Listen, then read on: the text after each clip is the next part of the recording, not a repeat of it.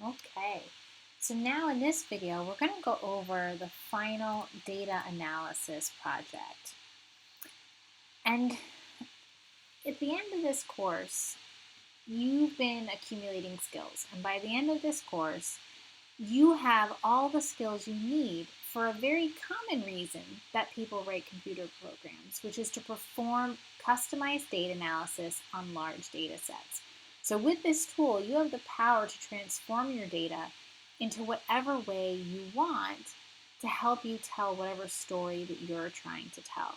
So in this project, your job is to find some numeric or textual data set related to some area that you're interested in. And so using your new Python programming skills, attempt to answer some research questions by reading in this data and manipulating it and communicating your results to others. And there's also some example codes and reports you can click on here for some ideas of other types of projects. So far, we've just worked with example grades between 2 semesters. So the first step is to propose your idea.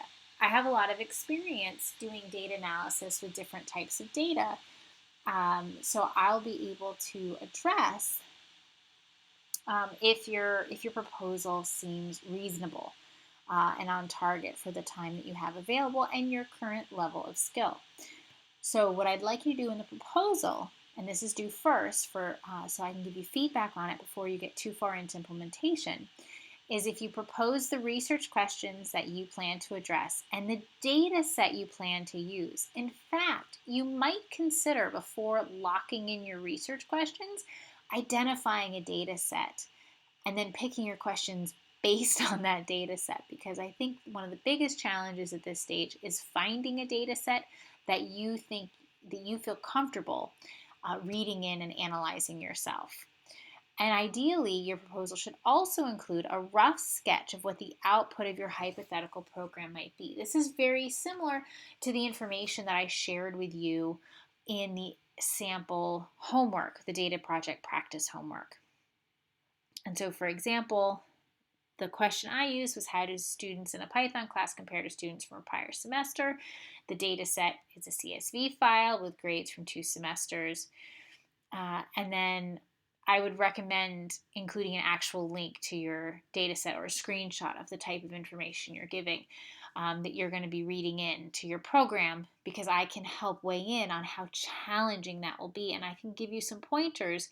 If there's certain libraries or functions that might be helpful to you, I can give you pointers on that based on my prior experience. And then some example output. And you can just make up numbers. These aren't real numbers, but the idea is that getting a sense for what you're trying to accomplish. What is it that you're trying to implement? What output you want to get? The output from your program can just display text to the screen. It can be a CSV file you can open with Excel. It can be an image. It can be a graph. Whatever your target output will be. And you'll be asked to analyze and summarize the conclusions of your results for the final submission. Once you've submitted that, and I'll give you feedback on it, then the next step is to include pseudocode. So this is a very open-ended assignment, but there are some key components that need to be included in your final implementation. Each program should have at least 4 functions and a main that drives those functions. Each program at some point should consist of a while loop, a string, some type of data structure, a list, a sequence, a set, a dictionary, a tuple, and reading information or writing from a file. Okay, so there's reading or writing to a file. So let's say your data set, maybe your data is generated by your program rather than being read in, then you'll need to write to a file to meet this requirement. But I've tried to make things as general as possible to give you as much flexibility in the problem that you choose. And so you want to write some pseudocode. Pseudocode, if you recall from the very beginning of the course, pseudocode is code that can't be executed by a computer. It's a little bit like English. It could be Python code if you'd like, if you feel comfortable with that. But the idea is that you're outlining a solution. It might be like what you'd put in comments to comment your code. So it's English steps that another human could replicate and implement. And so what we're looking for are function definitions with the parameters and a description of what is returned. And then pseudocode is just for the first function that you plan to implement.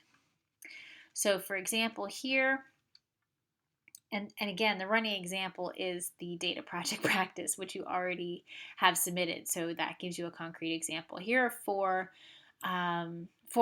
functions that I could create, taking a list of student grades, returning the mean, median, and standard deviation, reading in the grades from the file name, and then I'd have a main.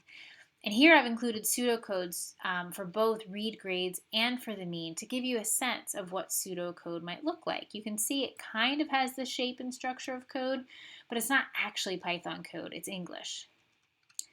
The third step, which is optional to submit, but if you'd like feedback at this stage, I'm happy to give it, is to implement and test each of these functions.